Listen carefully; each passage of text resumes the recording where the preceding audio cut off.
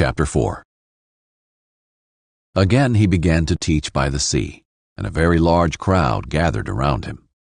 So he got into a boat on the sea and sat down, while the whole crowd was by the sea on the shore. He taught them many things in parables, and in his teaching he said to them, "Listen, consider the sower who went out to sow. As he sowed, some seed fell along the path, and the birds came and devoured it. Other seed fell on rocky ground, where it didn't have much soil, and it grew up quickly, since the soil wasn't deep. When the sun came up, it was scorched, and since it had no root, it withered away. Other seed fell among thorns, and the thorns came up and choked it, and it didn't produce fruit. Still other seed fell on good ground, and it grew up, producing fruit that increased 30, 60, and 100 times. Then he said, Let anyone who has ears to hear listen." When he was alone, those around him with the 12 asked him about the parables. He answered them, "The secret of the kingdom of God has been given to you, but to those outside, everything comes in parables, so that they may indeed look and yet not perceive. They may indeed listen and yet not understand.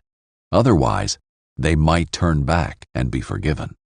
Then he said to them, "Don't you understand this parable? How then will you understand all of the parables? The sower sows the word. Some are like the word sown on the path. When they hear, immediately Satan comes and takes away the word sown in them. And others are like seed sown on rocky ground. When they hear the word, immediately they receive it with joy, but they have no root. They are short-lived. When distress or persecution comes because of the word, they immediately fall away. Others are like seed sown among thorns. These are the ones who hear the word, but the worries of this age, the deceitfulness of wealth, and the desires for other things enter in and choke the word, and it becomes unfruitful. And those, like seed sown on good ground, hear the word, welcome it, and produce fruit, 30, 60, and 100 times what was sown." He also said to them, "Is a lamp brought in to be put under a basket or under a bed? Isn't it to be put on a lampstand? For there is nothing hidden that will not be revealed, and nothing concealed that will not be brought to light.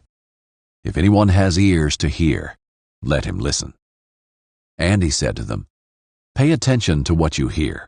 By the measure you use, it will be measured to you, and more will be added to you. For whoever has, more will be given to him, and whoever does not have, even what he has will be taken away from him. The kingdom of God is like this," he said. "A man scatters seed on the ground. He sleeps and rises night and day. The seed sprouts and grows, although he doesn't know how. The soil produces a crop by itself, first the blade, then the head, and then the full grain on the head. As soon as the crop is ready, he sends for the sickle, because the harvest has come." And he said, "With what can we compare the kingdom of God? Or what parable can we use to describe it? It's like a mustard seed, that, when sown upon the soil, is the smallest of all the seeds on the ground. And when sown, it comes up and grows taller than all the garden plants, and produces large branches, so that the birds of the sky can nest in its shade." He was speaking the word to them with many parables like these, as they were able to understand. He did not speak to them without a parable. Privately, however, he explained everything to his own disciples. On that day, when evening had come, he told them, "Let's cross over to the other side of the sea." So they left the crowd and took him along, since he was in the boat, and other boats were with him.